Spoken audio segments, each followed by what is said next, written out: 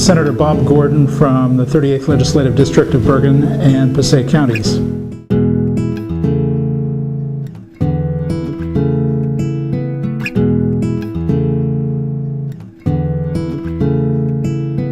I grew up in Fairlawn and spent really all of my childhood in Fairlawn, going through the local public schools, the high school. I grew up in a section of Fairlawn called Radburn, which is very historic because it's a planned community. It's a place that has preserved open space, and children can walk to school without encountering cars. It's still a lovely area. Was always very interested in social studies. For a while I was thinking about being a doctor, and I participated in science fairs, and I was active in the local scout troops, and had not all that much interest in politics then, although I can remember when I was 10 years old, and this of course will date me, I can remember waiting for the last returns to come in during John Kennedy's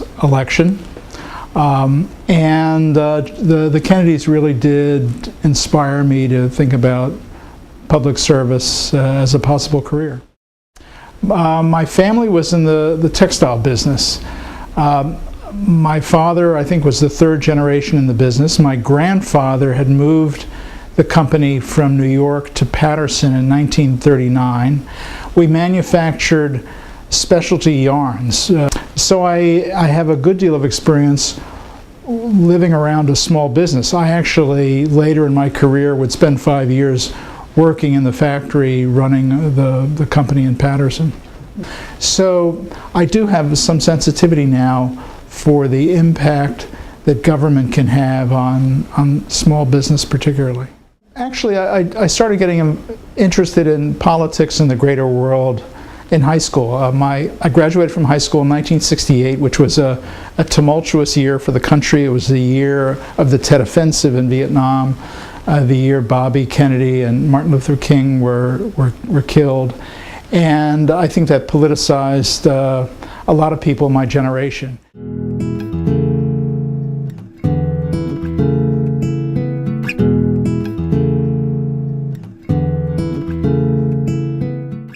I've been working on legislation to deal with flooding problems. My district is really ground zero for some very serious flooding. It was really devastated in Irene.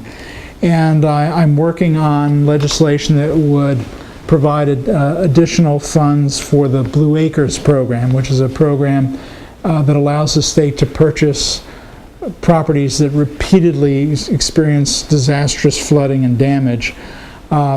These properties would be purchased, returned to green space to help in flood control.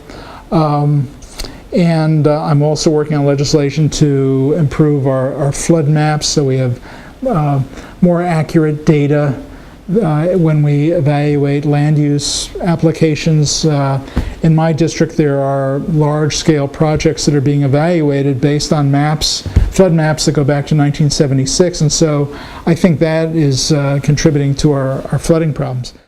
And then I'm also very interested in trying to reduce the cost of government, particularly local government, which I think is really the driving force between our record high property taxes. And I think that part of the problem is that we have so much duplication at the local level, and we operate at a very small scale. We have in Bergen County 70 municipalities, 75 school districts. It's really hard to take advantage of economies of scale, and there's just so much duplication. We have more pieces of fire apparatus in Bergen County than all 5 boroughs of the city of New York.